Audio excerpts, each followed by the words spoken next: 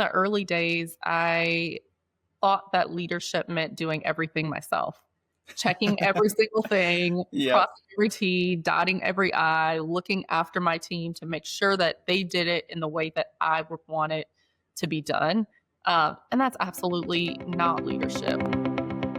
I think that leadership now means like building people up, trusting other people, leaning on them, and realizing that just because I'm letting things go and I'm letting other people do things doesn't mean that I'm lowering standards. It doesn't mean that I'm not working hard. It doesn't mean that my business is going to crumble. It means that, you know, there are other people that are empowered and capable, and I'm kind of passing off the baton to create other leaders.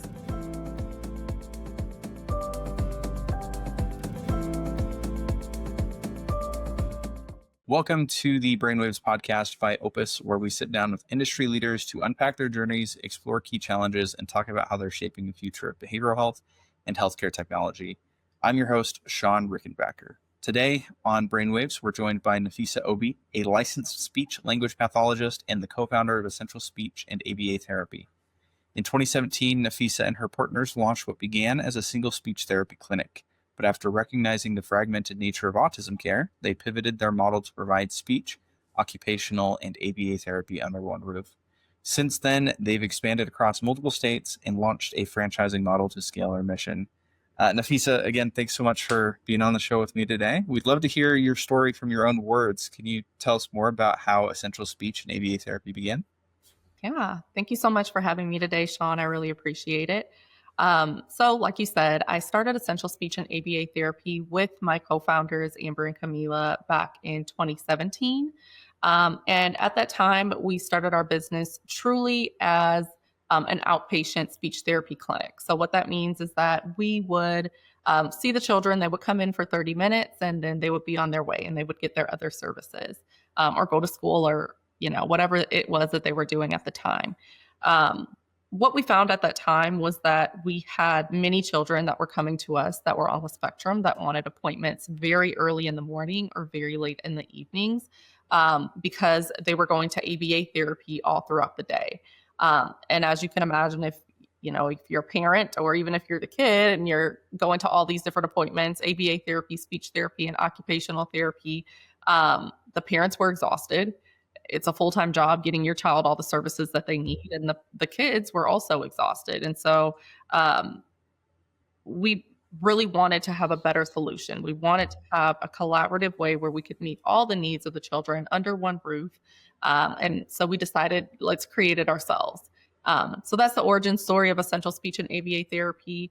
And since then, our mission truly has been just to serve the autism community and increase access to quality care where children are getting all of their needs met in a collaborative, multidisciplinary setting. I love that. Obviously, we speak to a lot of behavioral health providers and varying providers of different services. The main thing that I hear over and over again is how important it is to provide holistic care. We say that the mind is connected to the body, and there are so many different types of treatment. It's important for us to provide that care to people that need it at the times that they need it. So I love that about Absolutely. your organization. Thank you. I know we talked before about how Essential Speech and ABA therapy has scaled throughout the years. Remind you started back in 2017, and where are you now? Yeah, so we started back in 2017, and we started in a very tiny clinic. We had the capacity of 12 kids, and the demand was just so large to have that collaborative care that we were full within about 6 months. And so from there, we opened additional corporate locations. We currently have 3 corporate locations in the greater Houston area. And we wanted to continue to expand to meet that growing need. There's always pretty much a wait list at our corporate locations. When I first started in speech therapy, I think that the statistics were that 1 in 50 children were diagnosed with autism, and that number has just been increasing throughout the years. Now it's 1 in 31 children are diagnosed with autism. And so I stand behind what our company does. I think that we do a great job at really living our core values, providing that excellence in care, having integrity, leading with empathy, and having that collaborative spirit. And so we wanted to continue to expand, continue to give children and parents and families access to that care. But as most business owners know, it's difficult to expand, and it's especially difficult to expand while maintaining that culture. And so my partners and I, we decided that the best way to expand would be through franchising. So partnering with like-minded individuals, people that have a passion for the autism community or are connected to the autism community in some type of way. So we have some franchisees that are parents to children with autism. We have some franchisees that have somebody that they went to church with that has autism. So most of them are connected to the autism community in some way. But we decided to expand through partnering with individual franchisees. And currently we have 12 open franchise locations across multiple states. And we have 3 that are in the process of opening as well. So we have our 3 corporate locations as well. So total 18 clinics. Love that. Wow. You guys have grown quite a bit in the last almost a decade. So that's awesome. Yeah. Yep. Super awesome. Very exciting. I know we talked previously as well, obviously, with essential speech and ABA therapy, you guys do speech therapy, ABA, various different things. I believe you had mentioned collaboration between providers was a challenge early on, being so cross-functional. How did you tackle those challenges, and what advice would you give to somebody who's trying to have a more holistic practice? Oh yeah, we have dealt with those challenges for sure. I think early on our idea of collaboration was like leaving sticky notes on other providers' desk and kind of telling them a little bit about what we're working on in therapy. Yep. But today we are much more intentional and systematic in how we approach collaboration. So for one, every single client, we do the assessment together. So speech therapy, occupational therapy, and ABA therapy, we work together to do that assessment. And all of us are kind of looking at different things during that assessment. But at least from the very beginning, we can create a plan of care and we can kind of understand the strengths and the weaknesses of every client and how each discipline can kind of see that differently. So that's one of the things that we do. We also hold monthly team meetings to discuss every child's progress and share strategies that we're working on with every child. We've created a proprietary protocol on exactly how we're looking at each child in the 5 main areas of development. And so each discipline will kind of comment on what they're seeing in that area of development as well. And then also in terms of documentation, all of our documentation lives on one platform. So that makes it really easy for everyone to be aligned. There is that transparency, and all clinicians have the ability to kind of see what the other clinicians are addressing in terms of goals, the progress that they're making, and things like that. So it's not just about communication, but it's also about creating some concrete strategies so that we have a shared language between all disciplines. Love that. And we see that all the time with different providers. It's so important. There's a lot of fragmented, siloed platforms out there. It's so important to have everything all in one place so that there is that alignment, that transparency across the organization. I guess we talked a little bit about the mission behind essential speech and ABA therapy.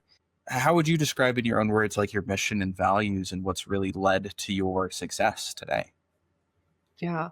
So our mission has always been to increase access to quality care, and to do that without compromising our core values or that culture that we have created. I think that when you step into any one of our clinics, it doesn't feel like a business. It doesn't feel like a healthcare provider. It feels like a home. It feels like a place where children can actually attend. It's colorful and bright, and people say hello to you, and it's fun. And it looks like play. And of course, when you're a business owner, you have to make sure that you're focusing on profits and focusing on revenue and those type of things. But we never wanted for that to come first. We always wanted the clients and the families to come first. And so in choosing franchising as our growth, our expansion model, we're just really intentional about finding other people who also share the same why or share the same vision and mission as we do. So people that are leading with empathy and people that have integrity, that have those tough conversations or are transparent with families even when it's difficult. people that are committed to excellence in care and making sure that we're providing the best care that we can individually for every single client. Um, and people that are willing to collaborate. Collaboration is so important, not just with the three disciplines, but also treating the parents as a part of that collaborative team, treating employees as a part of that collaborative team, and not feeling like I'm the boss, I'm the leader, and I tell everybody what to do. No, your team can inform you on how to do things as well. I just believe that we can teach systems all day. Nafisa, it sounds like the people are what make the organization great. Is that right? Absolutely, absolutely. From the franchisee owners to the clinicians to the administrative staff, 100%, it is the people that live and breathe the core values and make the organization great. I love that. I love that. I think obviously longtime listeners of the show hear me talk about this almost every week, but I feel very strongly that people that are looking to do good in the community and looking to serve their patients well, as opposed to just trying to make a lucrative business decision, succeed in the long term. We see it all the time with people that just want to help people. They find success because they are authentic to themselves and their mission. Yep. Yep. Absolutely agree. Yep. When you stay grounded and when you know what your why is and um, you follow that why with everything that you do, the profits will for sure come. And it's easy to get distracted on the business side, but if you just make the decision to consistently serve your clients, I 100% believe that growth will always follow. I love that. I know a lot of people, start as a mission-driven, values-driven organization, and then there's all these pressures as a business to become more profitable and get more money, more funding, etc. What advice would you give to clinicians or founders that are hoping to expand their impact while staying values-driven? Again, I think that you just always have to go back to that why. You always have to go back to your core values. Usually when I'm in some of my meetings, I have a background on my screen and it shows our core values because every single time that I talk to a franchisee or I talk to anybody that's on my team, I want for those core values to be prevalent and I will refer to them consistently as well. I think that it's just so important in everything that you're doing not to get distracted by those numbers or the business side or what's going on. And it is easy. It's very easy to get distracted by that. You have to know your why.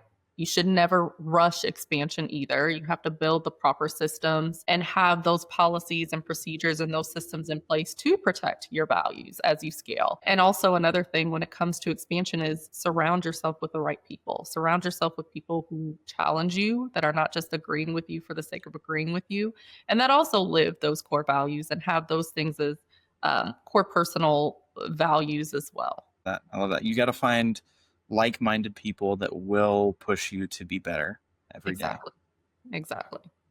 As essential speech and ABA therapy has expanded, especially across states, what have been some key takeaways and key things that you've learned about leadership while growing your team? Ooh, that's a good question.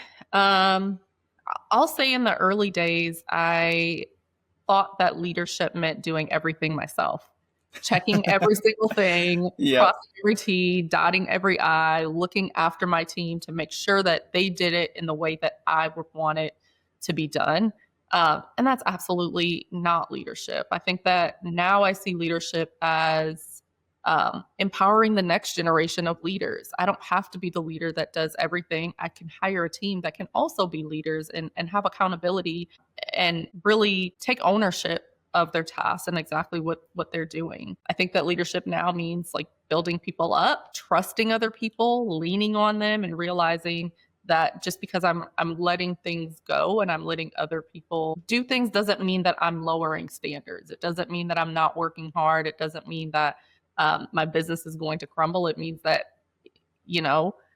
there are other people that are empowered and capable, and I'm kind of passing off the baton to create other leaders.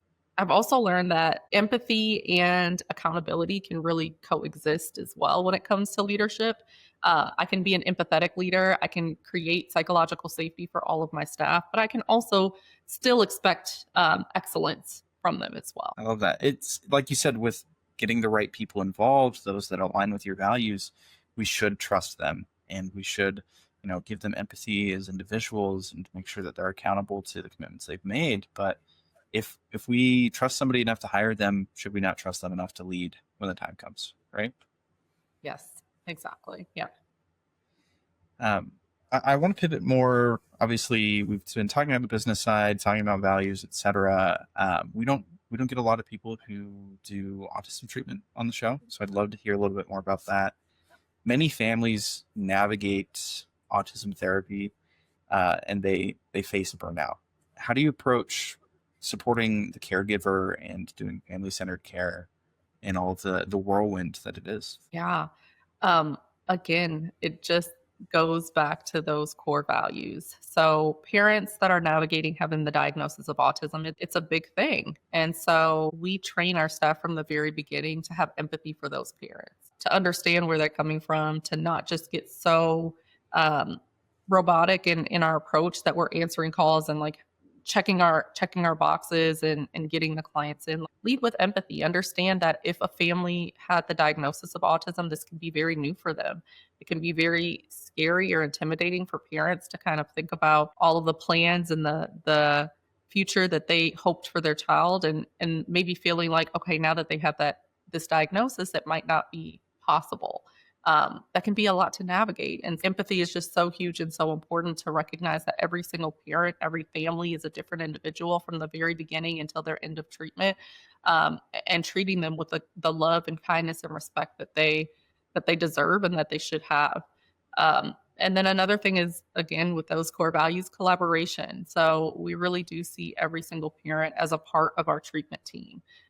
Yes, we're providing speech therapy and ABA and occupational therapy, and we are the experts in those specific disciplines, but a parent is the expert on their child. And so they need to be a part of that treatment team. They need to come in and see exactly what's happening during therapy. We need to train the parents. We need to know what the parents' goals are, because yes, we have goals for every child as well. But mom, dad, what are your goals for your child? Where do you see your child 1 year from now, 2 years from now, 10 years from now, so that we can be working towards that with the families as well. I think that when parents feel supported, um, they just have more buy-in. They're more willing to help their child do the skills that we're working on during therapy at home, so that that child can generalize those skills, and that just makes the child's progress go that much more faster, or accelerates the child's progress. So it's always a family journey, not just with us doing our therapy here and the families over there. We become part of the families when the child is enrolled in our program. I love that. I love what you said about, obviously the team at Essential Speech becoming part of the family, but also that the family is part of the care team. You're all invested in the child and making sure that they are receiving the care that they need, the treatment that they need. And it sounds like the empathy and trust that you give to your team members extends beyond that and extends to the parents, making sure they feel involved. I've got a young daughter. She's almost 2 now, but she goes to daycare because both mom and I work. And I definitely feel that with the daycare team there, that we are part of the team. We keep them informed on her needs. They keep us informed on her needs. And it's just, it takes a village to raise a child, and we are that village. Yep. Yep, exactly. And excellence in care is obviously always important. When it comes to therapy, you want to know that your child is in someone's hands who is knowledgeable, who knows what they're doing.